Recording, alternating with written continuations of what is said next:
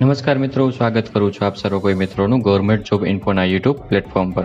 તો મિત્રો, ગુજરાત સરકારના બાગાયતી વિભાગની ખેડૂત માટે એક એવી અગત્યની યોજના કહી શકાય।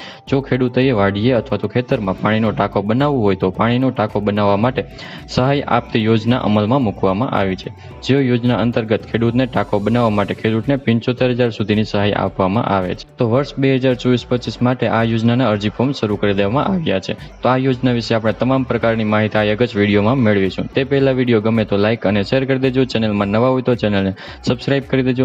તો ચાલો મિત્રો, વિડીયોની શરૂઆત કરીએ। તો મિત્રો, આ જે યોજના છે તે ગુજરાત સરકારનો જે બાગાયતી વિભાગ છે તેમના તરફથી અમલમાં મૂકવામાં આવી છે।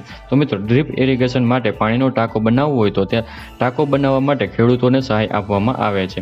ચર્ચા કરેલી કુલ કેટલી સહાય આપવામાં આવે છે, કયા ખેડૂતોને કેટલો લાભ મળવાપાત્ર થશે? તો મિત્રો, આ જે યોજના છે તે યોજના ગુજરાત રાજ્યના તમામ ખેડૂત ખાતેદાર છે તેમને મળવાપાત્ર થશે।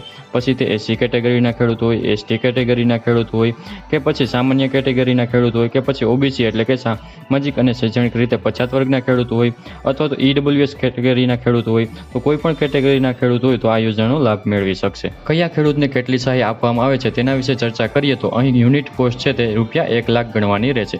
જેમાં મિત્રો, અનુસૂચિત જાતિ, અનુસૂચિત જનજાતિ જે ખેડૂત છે તે ખેડૂતને આ યોજના અંતર્ગત વાડીએ પાણીનો ટાંકો બનાવવો હોય તો પાણીનો ટાંકો બનાવવા પાછળ ખરેખર જે ખર્ચ થયેલ છે તે કુલ ખર્ચના 75% લેખે સહાય આપવામાં આવે છે, અથવા તો મહત્તમ એટલે કે વધુમાં વધુ રૂપિયા 75,000ની સહાય આપવામાં આવે છે। આ બંને રકમમાંથી જે રકમ ઓછી હશે એટલી ખેડૂતોને સહાય મળવાપાત્ર થશે।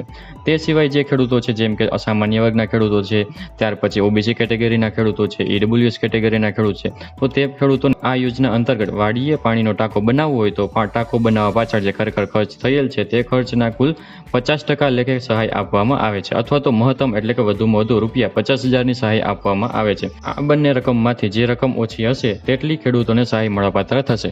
વાત કરી લઈએ મિત્રો, આ યોજના અંતર્ગત વાડીએ જે પાણીનો ટાંકો બનાવવાનો છે તે કેવો પાણીનો ટાંકો બનાવવાનો રહેશે, તેની કેપેસિટી કેટલી હોવી જોઈએ તેના વિશે ચર્ચા કરીએ તો અહીં પાણીનો ટાંકો છે તે સિમેન્ટનો પાકો ટાંકો બનાવવાનો રહેશે અને તે ટાંકામાં ડ્રીપ સેટ ફરજિયાત લગાવવાના રહેશે। જો તમે પાણીના ટાંકો બનાવશો પરંતુ તમે ડ્રીપ સેટ નથી લગાવતા તો તેવા સંજોગોમાં તમને યોજના અંતર્ગત સહાય મળવાપાત્ર રહેતી નથી। ત્યાર પછી મિત્રો, પાણીનો ટાંકો છે તે કેટલી ક્ષમતાવાળો બનાવવાનો રહેશે? તો ઓછામાં ઓછી 25.50 ઘન મીટરની ક્ષમતાવાળો પાણીનો ટાંકો છે તે તમારે બનાવવાનો રહેશે। અને મિત્રો, સંયુક્ત ખાતેદાર હોય તો તેવા કિસ્સામાં કોઈ પણ એક જ ખેડૂતને આ યોજના અંતર્ગત લાભ આપવામાં આવશે। કોઈ પણ ખેડૂત પાસે એક કરતાં વધારે ખાતા હોય તેવા સંજોગોમાં પણ કોઈ પણ એક જ ખાતામાં સહાય મળવાપાત્ર રહેશે। એટલે કે મિત્રો, ખાતા દીઠ એક જ વખત સહાય મળવાપાત્ર રહેશે। મિત્રો, આજીવનમાં આ યોજનાનો લાભ છે તે એક જ વખત મેળવી શકાય છે। એક વખત યોજનાનો લાભ લઈ લીધા પછી ફરી ક્યારેય આ યોજનાનો લાભ મેળવી શકાતો નથી। તો મિત્રો, વર્ષ 2024-25 માટે આ યોજનાનો લાભ મેળવવા માટે ખેડૂતો પાસેથી ઓનલાઈન અરજીઓ મંગાવવામાં આવે છે।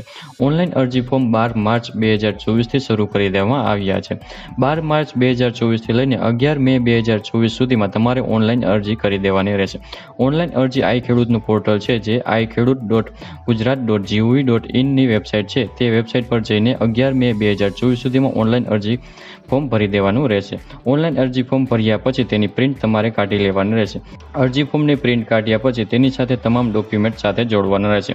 હવે મિત્રો, કયા કયા ડોક્યુમેન્ટ જોડવાના રહેશે તેના વિશે ચર્ચા કરીએ તો મિત્રો, જો તમે અનુસૂચિત જાતિ અથવા તો અનુસૂચિત જનજાતિના ખેડૂતો વર્ગના છો તો તમારા અરજી ફોર્મ સાથે તમારી પાસે સક્ષમ અધિકારી પાસેથી આપવામાં આવેલું જાતિનો દાખલો છે તે સાથે જોડવાનો રહેશે। જો તમે દિવ્યાંગ ઉમેદવાર છો, દિવ્યાંગ ખેડૂત છો, તો તમે સક્ષમ અધિકારી દ્વારા આપવામાં આવેલું જે દિવ્યાંગતાનું પ્રમાણપત્ર છે તેની નકલ પણ સાથે જોડવાની રહેશે।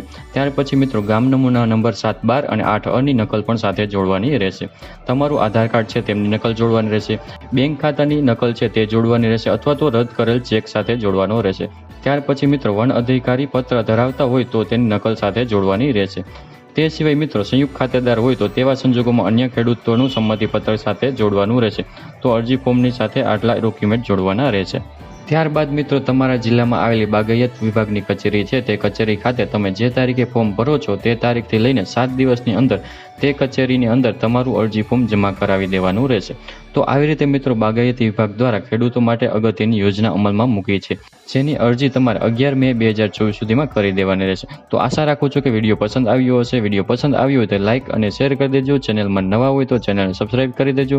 ફરી મળીશું નવા વિડીયો સાથે, નવા ટોપિક સાથે। ત્યાં સુધી મિત્રો, જય હિન્દ, જય ભારત।